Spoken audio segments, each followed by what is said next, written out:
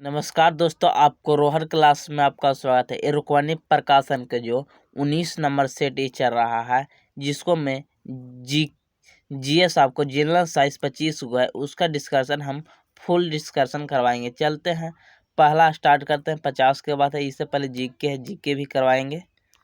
चलते हैं 50 से। देखिएगा पहला क्वेश्चन साइंस में बोल रहा, एक्सरे किरणें में समृष्ट है। कौन सी किरण है?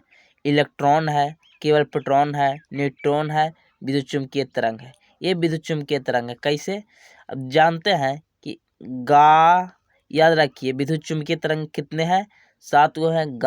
ए पद आसुरेदी, मतलब हो गया गा से हो गया गामा किरण, विद्युत चुम्बकीय तरंग है। एक्सरा किरण हो गया, पराबैंगनी किरण हो गया, दृश्य किरण हो गया, अवरक्त किरण हो गया, सूक्ष्म तरंग हो गया, रेडियो तरंग हो गया और दृश्य तरंग। ये सब विद्युत चुम्बकीय तरंग है। और इधर जाने में इसको तरंग दैर्ध्य, और तरंग दैर्ध्य बढ़ता है। पूछेगा कि सबसे ज़्यादा तरंग दैर्ध्य किसकी है, तो दृश्य तरंग के। सबसे कम किसका है? गामा के। और न्यूट्रॉन और प्रोटॉन में द्रव्यमान पूछेगा तो आप याद रखिए पी एन पेन होता है, और एन को हटा के इधर कर दीजिए तो द्रव्यमान सबसे ज़्यादा न्यूट्रॉन को, उसको बाद प्रोटॉन को, और सबसे कम इलेक्ट्रॉन का होता है। चलिएगा नेक्स्ट क्वेश्चन देखिएगा। दूसरा नंबर, सिल्वर ब्रोमाइड को सिल्वर और ब्रोमीन में टूटना कौन सी अभिक्रिया है? तो देखिएगा, सिल्वर ब्रोमाइड था यानी AgBr था। जब टूट गया किसकी उपस्थिति में? प्रकाश के उपस्थिति में टूट जाता है। सिल्वर प्लस ब्रोमाइड में टूट जाता है, और यह अपघटन अभिक्रिया। और कौन सा अपघटन अभिक्रिया है? प्रकाशीय अपघटन अभिक्रिया। ऑप्शन नंबर डी हो जाएगा। इसको मैं अपघटनों में प्रकाशीय अपघटन अभिक्रिया है। संयोजन मतलब जुटना, ए और बी अलग था तब जुट गया। उदासीकरण अम्ल और क्षार को मिलाने से उदासीकरण बनता है।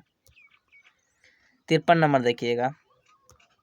53 नंबर, वह भारतीय वैज्ञानिक जिसमें भौतिक विज्ञान में नोबेल पुरस्कार प्राप्त किए थे, किसने किए थे? CV रमन ने। कब किए थे? 1930 में। 1930 में इनको नोबेल पुरस्कार दिया गया था। और नोबेल पुरस्कार 6 क्षेत्र में दी जाती है, जो 1901 में प्रथम दिया गया था। अल्फ्रेड नोबेल को डायनामाइट के खोज के लिए दिया गया था। 54 नंबर देखिएगा।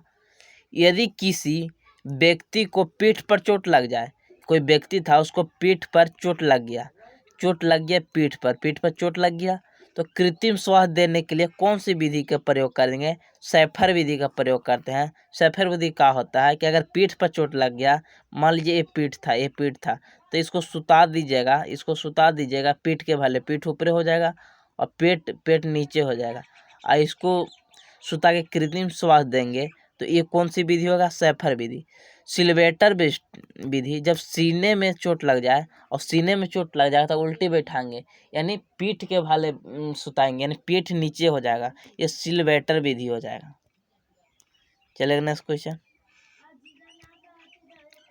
मवेशियों के मुंह फट रोग किस सूक्ष्म जीव के कारण होते हैं? किसके कारण होते हैं? जो मवेशी में खुर देखते होंगे और मुंह फट जाती है, वो कौन सा होती है? विषाणु के कारण होते हैं। जो हम लोग देहाती भाषा में इसको बोलते हैं खुरहा बोलते हैं कि खरहा हो गया है, वो हो गया मुंह फट रोग। किसके कारण? विषाणु के कारण। बैक्टीरिया के कारण कौन सी? बैक्टीरिया के कारण होती है गलघुट्टू होती है, जो जानवर में बैक्टीरिया के कारण होती है। चलिएगा, निम्नलिखित में से किस जीव को 3 हृदय होती है? किसकी होती है? स्क्विड की होती है। 3 हृदय होती है। इसको याद रखिएगा, स्क्विड के 3 वो होती है। यदि लाल फूल को हरे शीशे में रख दिया जाए तो दिखने में कैसा होगा? अगर कोई दूसरा रंग के लाल और पीला के साथ रखा जाए, या लाल हरा के साथ रखा जाए, तो दिखने में कैसा हो जाएगा? काला हो जाएगा। ऑप्शन नंबर बी हो जाएगा। चलिएगा 58 नंबर देखिए। यदि किसी कार के टायर में हवा का दाब कम हो जाए, अगर कोई टायर है और उसको हवा का दाब कम हो जाएगा तो परिणाम क्या होगी। तो देखते हैं कि बोलता हवा कम है, तो हवा कम रहेगा तो होगा कि ईंधन की अधिक खपत होगी, ईंधन के अधिक नहीं, ईंधन को अधिक खपत होगी या ईंधन का अधिक खपत होगी, क्योंकि अगर टायर में स्पीड कम जाएगा क्योंकि दाब ज़्यादा हो जाएगा तो स्पीड कम हो जाएगा, और स्पीड कम होगा तो जितना लीटर में आप दूर जाते थे उतने में कम जाइएगा, यानी ईंधन की अधिक खपत होगी। चलेगा नेक्स्ट क्वेश्चन। वातानुकूलन में किन पैरामीटर के नियंत्रण के लिए किया जाते हैं, यानी वातानुकूलन मतलब एसी हो, एसी में पैरामीटर लगा रहता है, उसका नियंत्रण किसको करता है, तो वायु और ताप को आर्द्रता को नियंत्रण करता है, वायु को भी कंट्रोल करता है कितना वायु होना चाहिए, ताप को भी नियंत्रण करता है कितना डिग्री सेल्सियस होना चाहिए, और आर्द्रता भी नियंत्रण करता है किसको में, एसी में जो पैरामीटर लगा रहता है, पैरामीटर ऊपर लगा होता है, देखिएगा एसी में। चलेगा नेक्स्ट क्वेश्चन। वो रहा है 60 नंबर, सूर्य की ऊर्जा का स्रोत किस प्रक्रिया से निहित होते हैं, किसके, नाभिकीय संलयन के द्वारा, नाभिकीय संलयन के द्वारा जब छोटी छोटी हाइड्रोजन हीलियम में बदल जाती है, ये नाभिकीय संलयन होती है, नाभिकीय विखंडन का परमाणु में। चलेगा नेक्स्ट क्वेश्चन देखिएगा। वो रहा है कि श्वेत प्रकाश को भिन्न भिन्न रंगों में विभक्त करने के लिए निम्नलिखित में किसका प्रयोग करते हैं, मतलब श्वेत रंग को अलग अलग विभक्त करता है 7 रंग में, कौन, प्रिज्म करता है, प्रिज्म, ऑप्शन नंबर डी हो जाएगा। देखिएगा 62 नंबर अच्छी क्वेश्चन है, रेडॉक्स अभिक्रिया किसमें हो रही है, तो रेडॉक्स अभिक्रिया वैसे अभिक्रिया होती है जिसको में ऑक्सीकरण और अवकरण दोनों हो, यानी हाइड्रोजन का हटना ऑक्सीजन के जुटना हो। तो देखिएगा इसको में देख रहे हैं, इसको में तो ऊष्मा अपघटन हो रहा है, ये तो होगा नहीं, CO3 CO मान चूना और CO2 में टूटाता है, अपघटन हो रहा है, इसको में कुछ हो नहीं रहा। देखिएगा MnO2 के मैग्नीज ऑक्साइड है और हाइड्रोक्लोरिक अम्ल है, तो देखिएगा O2 यहाँ जुट रहा है और हाइड्रोजन भी यहाँ जुट रही है, एक मतलब क्या हो रहा है, ऑक्सीजन और हाइड्रोजन दोनों जुट रही है, ये रेडॉक्स अभिक्रिया हो गया, यहाँ से ऑक्सीजन हट रहा है, यहाँ जुट रहा है, और यहाँ ऑक्सीजन है ये था, यहाँ ऑक्सीजन है ये था, तो कौन सा हो गया, रेडॉक्स अभिक्रिया, ऑप्शन नंबर बी हो जाए। चलेगा नेक्स्ट क्वेश्चन।